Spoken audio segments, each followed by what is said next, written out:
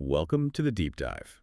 Today we are stepping into a case that, well, it feels less like a traditional horror story and much more like a mathematical paradox. Right. One that's hiding inside a very, very ordinary suburban home. We're getting into the bizarre and truly tragic story known as the Endless Staircase of Allegheny County. This is a really deep dive into an architectural mystery, the Hartley case from 1978. It all happened in this, modest red brick two-story house just sitting comfortably in Brookline, Pennsylvania. Nothing spooky about it from the That's it outside. at all. And our mission here is to really move past the sensationalism and use the hard evidence.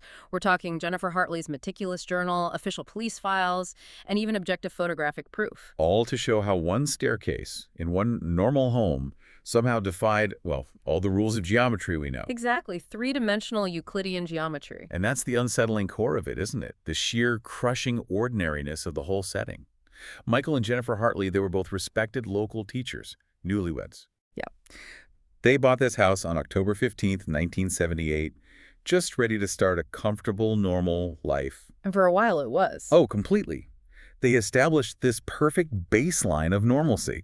For 3 weeks, life was unremarkable. To Jennifer's journal entries are all about settling in, painting the nursery, unpacking boxes, planting bulbs in the front yard. The completely normal couple. Their routine was simple, their mental state was stable, and it was precisely because they were so grounded, so functional, that their reports later became so compelling. Okay, let's unpack this then, because that baseline of normality, it just shatters abruptly on November 7th, 1978. It does. And the person who noticed the first flicker of inconsistency was Michael. The mathematics teacher. Of course, it started so subtly you could almost dismiss it. Oh, absolutely. Jennifer's journal entry for that day is very clinical. Michael had been setting up his workshop down in the basement. Right. He comes upstairs, and he asks Jennifer a really simple question. How many steps were on the basement staircase? He looked pale, she said. And he explained why. He did. He said he counted 17 steps going up, but then moments later, when he turned around to grab a tool he'd forgotten and came back down, he counted 19. A discrepancy at 2 steps. I mean, we've all miscounted stairs. The natural reaction is just to blame fatigue or, you're not paying attention. But Michael, being a math teacher, he just couldn't let it go. Because he knew that physical space, by definition, it has to be static. It has to be measurable. And it wasn't. Not at all. The very next morning, November 8th, the problem just accelerated exponentially. He counted 22 steps that morning, convinced he'd finally found the correct total. But Jennifer didn't. But Jennifer, standing right beside him, counted only 14. 14 versus 22. They're just standing there, 2 rational people arguing over a physical structure that should have one single objective number. That had to be the moment, right? The moment they realized this wasn't just confusion, this was the house refusing to be internally consistent. And that realization just tipped Michael over. Completely. His entire professional identity was built on pattern recognition and objective truth. When the steps wouldn't hold still, his whole framework of reality just started to crumble. He stopped going to work. Within days. And this is where that curiosity, it just curdles into a consuming, destructive obsession. We have records of his notebooks just filling up with frantic calculations. What was he even trying to do? Well, his notebook shifted really fast. They went from algebraic notation to just pure, desperate diagramming. He was using surveyor's tape, felt pens, labeling each tread and riser. Step 1, step 2. Step 1, step 2, step 3. He was trying to impose order on total chaos, but the markers, they wouldn't even hold their places. What do you mean? Jennifer wrote that she would see a piece of blue tape on the 4th step 1 hour, and then later she'd see that same blue tape on the 6th step. Even though Michael hadn't moved it. Even though he hadn't been near it, the staircase was behaving as if it were fluid, malleable. It sounds like the structure itself was actively fighting him, resisting his attempts to measure it. Which is when Jennifer brought in some external help. Her brother, Thomas. Right. Her skeptical brother, Thomas, who was a mechanical engineer, he specialized in structural integrity. He was absolutely convinced this was just a case of, shared hysteria or maybe faulty lighting. He was the perfect litmus test. Grounded, in fact. Measurement, precision engineering. He arrived on November 12th, armed with his tools, totally ready to debunk the whole thing. Yes. And here's where it gets really interesting, because Thomas is the one who provides the definitive physical evidence.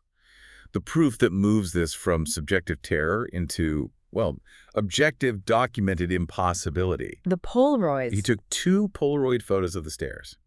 Same spot, less than a minute apart. What did they show? Undeniable spatial contradiction. The first Polaroid, it clearly documents 15 steps from the landing to the second floor. The second one, taken before he even lowered the camera, shows 20 steps. And Thomas himself. And Thomas, standing right there in the same spot, counted 18 steps in person. So that's one single fixed point in space, yielding 3 radically different, but objectively documented physical realities. And he didn't stop there. He used his professional tools to try and reconcile the measurements. Right. So the total vertical rise from the first floor to the second, that measured a perfectly standard 8 feet, 96 inches, completely Right. normal. Okay. But when he measured each individual step's rise and then meticulously added them together, the totals were just all over the place. He recorded totals ranging from 7 feet all the way up to 11 feet. So the overall space was fixed, but the components inside that space were fluctuating. The staircase was, to use your phrase, inconsistent with itself. It was. That level of impossibility, it suggests this wasn't some random thing, not a settling foundation. This had to be intentional, right? Which leads us to the deeper context. The builder of the house was a man named Emil Kowalski. He was a Polish immigrant, built the home in 1924. And before he immigrated, Kowalski studied under this controversial, almost fringe architect in Krakow named Felix Zawadzki. So this wasn't accidental architecture.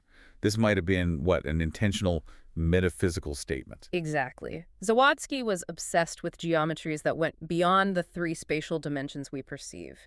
His theoretical work, it referred to concepts like folded spaces and recursive geometries. And for Zawadzki, a house wasn't just a container for life. No, it was a map to unknown dimensions. He believed staircases were inherently liminal spaces. Liminal meaning a threshold, right? A transition. Precisely. You are never in a staircase. You are always moving through it. It's the space between the basement and the first floor, or the first and the second. Zawadzki felt that because they existed entirely as transition, they were vulnerable to manipulation. So they could be constructed to access the underneath. The underneath, or the spaces between distances. That's what he called it. And what about recursive geometry? That sounds like something that feeds back into itself. Think of those impossible M.C. Escher drawings. Staircases that seem to climb forever, but they just loop back to where they started. Zawadzki was trying to build that concept into a physical, habitable space. This sounds less like architecture and more like, I don't know, a macro-scale quantum physics experiment being conducted in a 1920s suburban home. That is the leading theoretical framework people use when they analyze the Hartley files. The idea that the staircase existed in a state of, well, you could call it quantum superposition. Okay, can you break that down for us? That's a heavy concept. Think of it like this. For a normal staircase, the number of steps is fixed. It's 15, let's say. Right. In superposition, the staircase wasn't choosing whether to have 14 steps or 22 steps. It had all possible numbers of steps at the same time. It was 14, 18, 22, and 40 all at once. And it only settled on a number when someone looked. The anomaly only expressed itself. It only settled on a single temporary number the moment someone measured it or observed it closely. So Michael, the math teacher, was essentially collapsing the wave function of the staircase just by counting it. He was forcing it to display a temporary, impossible reality every single time he paid attention. Exactly. And the more energy he dedicated to solving the paradox, the more violent and unstable that temporary reality became. Which took a brutal toll on him. Oh, absolutely. By early December, Jennifer's journal describes him as completely withdrawn, a shadow of the man she married, barely sleeping, just fueling himself on coffee and obsession. Spending entire days just climbing and counting. Trying to master the stairs. And we have external validation for this. This wasn't some localized psychological break. The family doctor. Jennifer called their family doctor, who visited Michael on December 3rd. He was concerned about his rapid decline. And what did the doctor record? Upon entering the home, the doctor counted 16 steps on the main flight. He spent about 20 minutes with Michael, advising rest, professional help. And when he left? When he walked back down to leave, he counted 23 steps. He noted in his file that he felt a physical nausea and acute disorientation. So it affected everyone. It proved the spatial contradiction affected all observers. He immediately told Jennifer to move out and refused to ever return to the property. Then we get to the December 8th journal entry, which is, I think, the most terrifying part. It suggests the stairs were manipulating more than just space. Jennifer wrote that she saw Michael on the stairs. She called to him, concerned about how haggard he looked, and she tried to reach him. But no matter how fast she climbed, he was always just a few steps ahead. The second floor was visible, but unreachable. Exactly. She got worried and looked back down, and she counted 40 steps on her descent. When she looked back up, Michael was gone.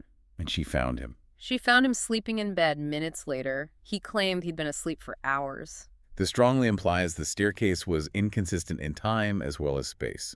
It does. Jennifer potentially encountered a version of Michael who was endlessly climbing in a separate temporal loop, a consequence of Zawadzki's liminal space working just as he intended. An encounter with a different temporal version of oneself. It confirms the idea that the stairs were a true gateway, and this long, gradual descent into paradox.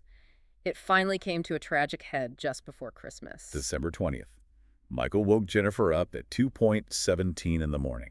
She described him as manic, euphoric, utterly convinced he was right. He told her he had finally found the real last step, the one that goes somewhere else. And he went back to the stairs.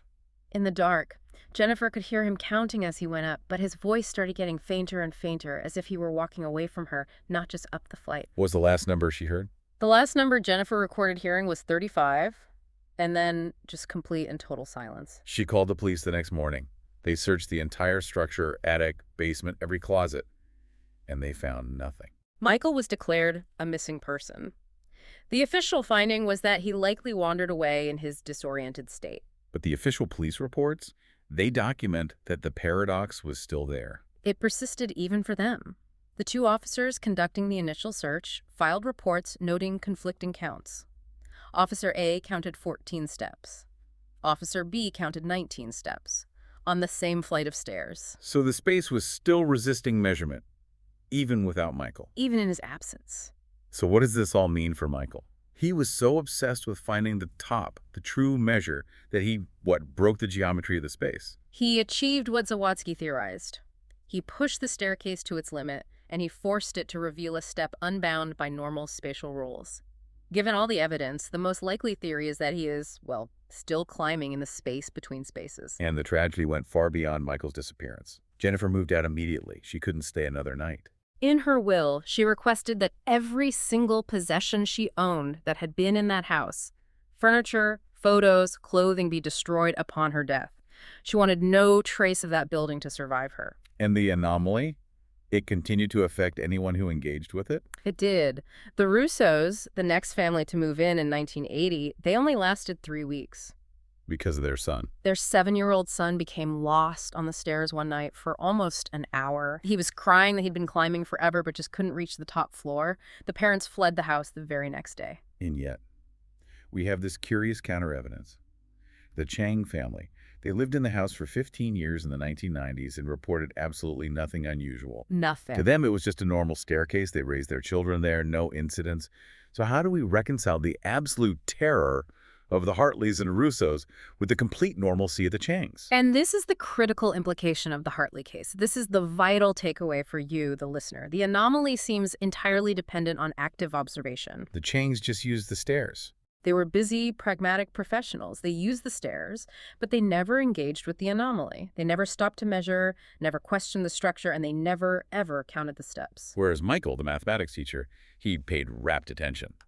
And the staircase responded to that focus by becoming exponentially more unstable and dangerous. Exactly. The stairs reacted to human curiosity. We saw this correlation repeated in 2009.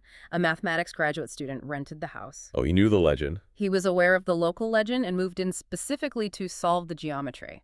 He lasted 6 days. 6 days. Reported counting over 300 steps on his last night there before he just fled and abandoned everything he owned. So the very act of trying to measure and understand the staircase is what makes the inconsistency stronger.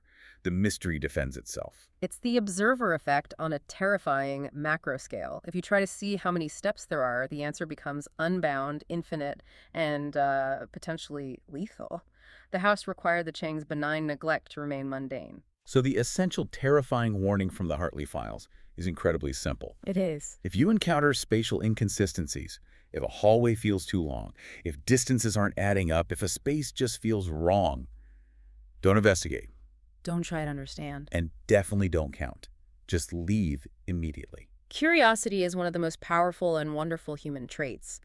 But Michael's fate proves that it can be fatal when you're dealing with true architectural anomalies. He chased the mystery of the Count until he was so deep in the fold of Zawadzki's recursive geometry, he literally couldn't return. This case is the ultimate cautionary tale. The perils of obsession and the idea that some mysteries are just not meant to be quantified. He was searching for the absolute top, the definitive number, and he found it. Only to be consumed by the space that opened up when he tried to measure it. And when you consider that theory that the staircase was inconsistent in time as well as space, Michael could be climbing for centuries in his own time frame, Caught in a perpetual loop. fulfilling Zawadzki's original terrifying intent. So if he were to somehow return now, or even a decade from now, he wouldn't be Michael anymore. He'd be forever caught between steps, a living ghost of a time and place that couldn't contain him. Right. Next time you ascend a staircase in an old house, remember the Hartleys. And remember that sometimes the safest number of steps is the one you never bother to know.